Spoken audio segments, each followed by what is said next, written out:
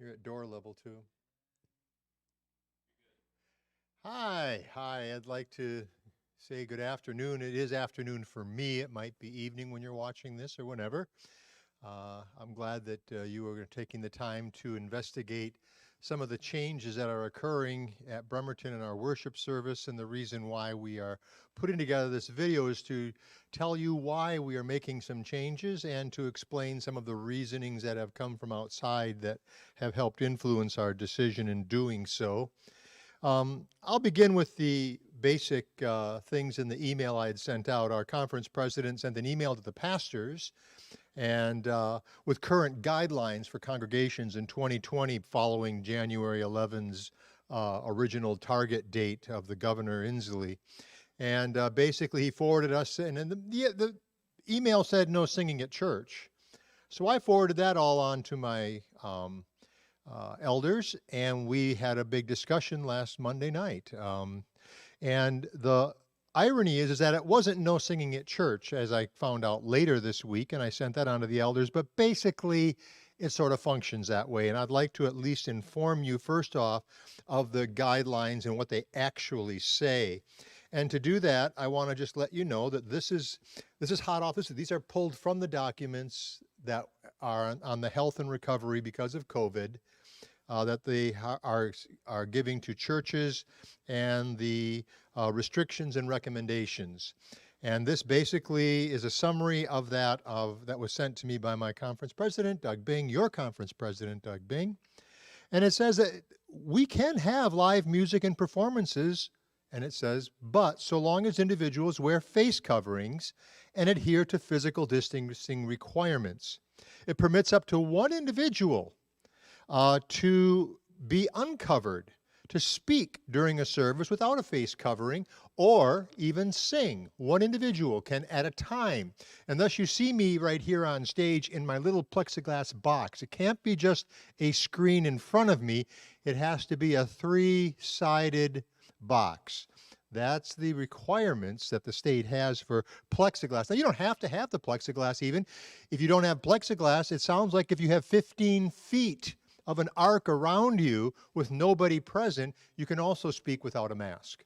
Or you can even sing a solo without a mask.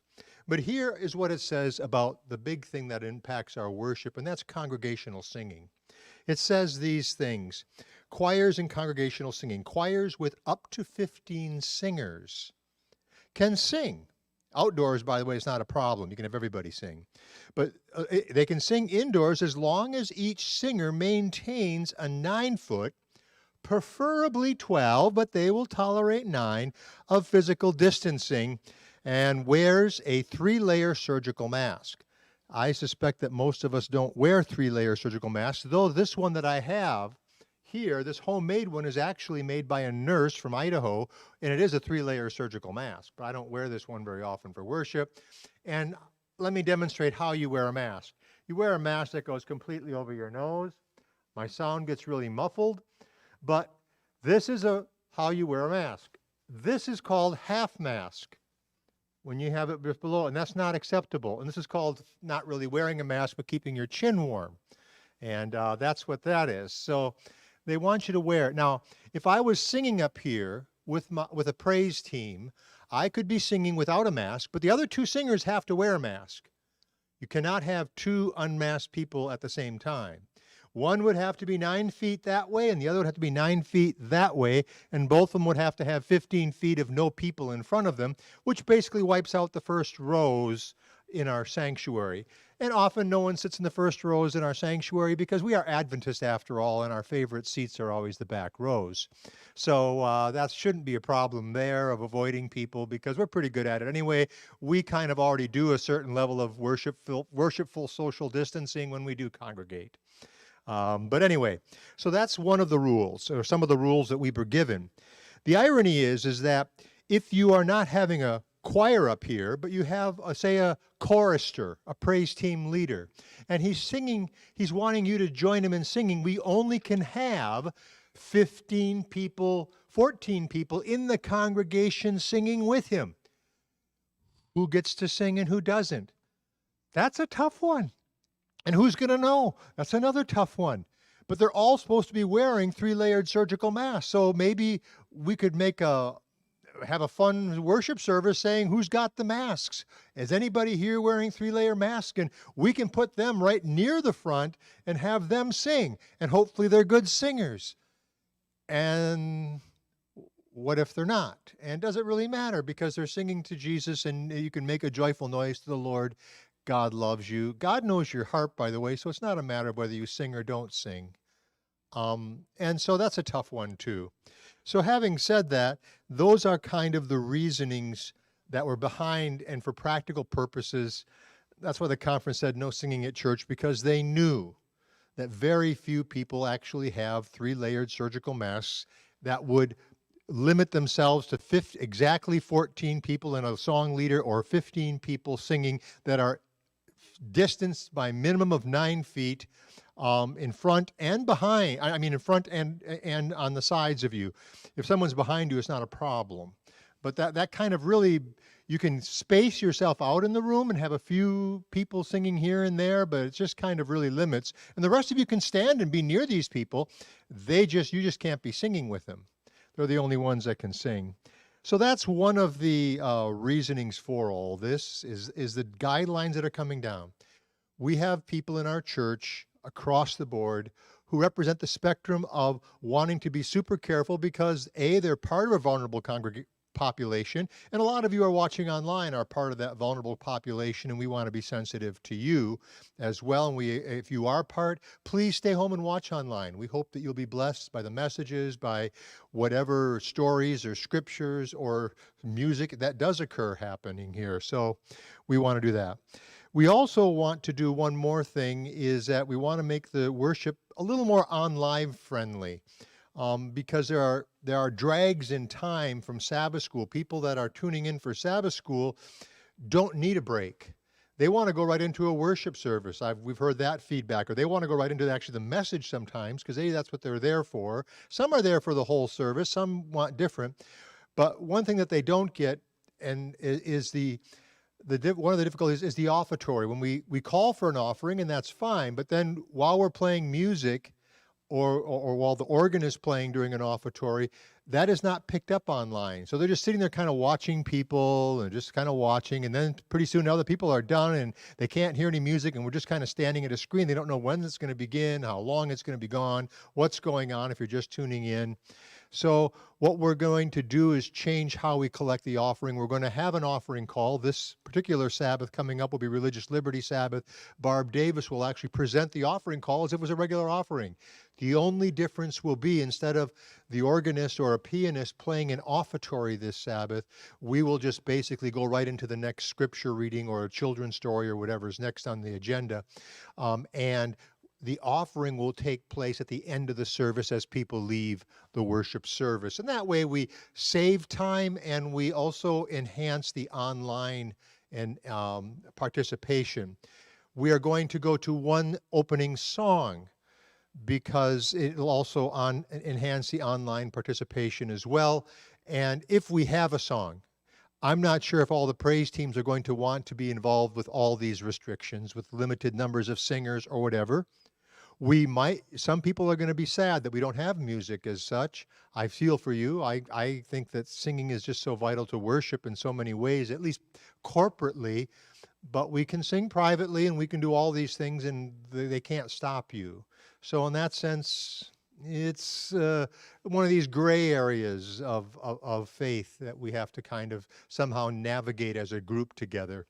But in the meantime, we're going to have an opening song. How we've set it up, we'll go right from the end of Sabbath school. We'll have about 5 minutes of interlude music that allows us to catch our breath, reorganize real quickly, get up our touch base with any announcements that need to be made at the last second. And after 5 minutes of interlude music, which the AV team will pipe through the live feed so people can listen and the pianists can play. The pianists, I'm asking them, and they don't know all of this yet, but they'll learn. I want them to keep playing. Even though we're going to start doing announcements, they can keep playing softly underneath the announcements and even through the call to worship. And I know that some are even comfortable doing that, and some haven't done it before, but they can play just a slightly lower level, and we can talk while they're playing. And I'd like to have that music playing during that time. This will be followed by the call to worship by the elder, inviting us to in the presence of God. Then if there is going to be opening song, it'll be a chorister or maybe 3 praise singers on the stage leading a couple people who will sing, or maybe sort of singing like a special music for the people who are watching. They could do it that way too. We can do special music for our songs if we want to. If people want to form a trio, we could also, if praise teams want to tape their songs, we can insert them in the program. But we'll have an opening song with a chorister or whatever. That will be followed by our called offerings, which will inform you what the offering is for. And we'll have a blessing on the offering at that time. But we will not collect it. We'll just go right into the children's story, which will be done from this box here or from the pulpit. They can wear a mask. They don't have to wear a mask. But if you don't wear a mask, and I don't wear a mask, or if they don't wear a mask and they're the first ones in here, that's great. But it's whoever comes after them, we have to clean these things off. We're supposed to clean the plexiglass between each speaker, which could be quite comical. It could be entertaining. It'd be kind of funny. We could make it kind of that way, but it might just be best to, if you don't need to wear a mask and there's no one within 15 feet, you can just be up here, stand back a little bit, be 15 feet away, and talk to everybody without a mask on. And that's legitimate. You can put your mask back up, leave, the next person can come up here, they can pull down their mask and do the same thing. The only place where you don't get to wear a mask is when you're speaking up here, one at a time. If you are in the congregation, I want to go back to the mask wearing briefly before we go on with a greater description of our worship.